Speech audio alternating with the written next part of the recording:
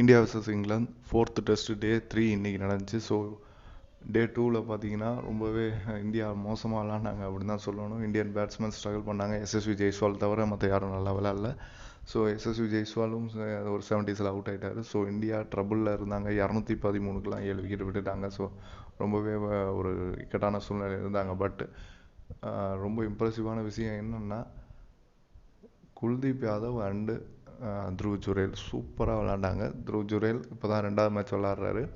அவர் ரொம்ப நல்ல பிளேயரு. அவர் நம்ம ஐபிஎல்லையே பார்த்துருக்கோம். சூப்பராக விளாண்டாரு. பட் என்ன ஒரு சர்ப்ரைஸான விஷயம்னா குல்தீப் யாதவ் தான். குல்தீப் யாதவ் வந்து நம்ம எல்லாமே தெரியும். ஏன்னா இந்தியன் பவுலர்ஸ் பொறுத்த வரைக்கும் டக்குன்னு விக்கெட் விட்ருவாங்க. அதாவது 6 விக்கெட் விழுந்துச்சுன்னா இந்தியாவை ஈஸியாக விக்கெட் எடுத்துடலாம் அப்படிங்கிற மாதிரி எப்போவுமே இது வந்து ரொம்ப வருஷமாகவே அப்படி தான் இருக்குது.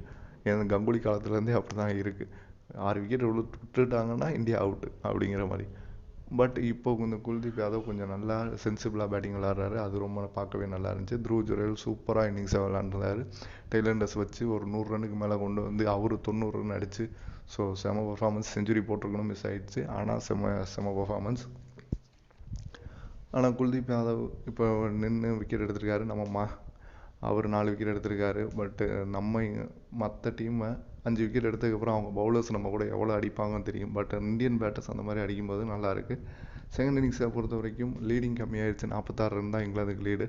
அதில் இங்கிலாந்து இறங்கினாங்க, அதிரடியாக விளையாட பார்த்தாங்க. பட் குல்தீப் யாதவ் 4 விக்கெட்ஸ் எடுத்துட்டாரு. அஸ்வின் 5 விக்கெட்டு. ஸோ 145க்குலாம் ஆல் அவுட் ஆகிட்டாங்க. இந்தியா 190 டார்கெட்டோடு விளாட்றாங்க. 40 ரன் ஆல்ரெடி அடிச்சிட்டாங்க, நாட் அவுட்டு. ஸோ நாளைக்கு மேட்ச் முடிஞ்சிடும். இந்தியா அந்த மேட்ச்சை ஜெயிச்சிடும். Subscribe to the channel.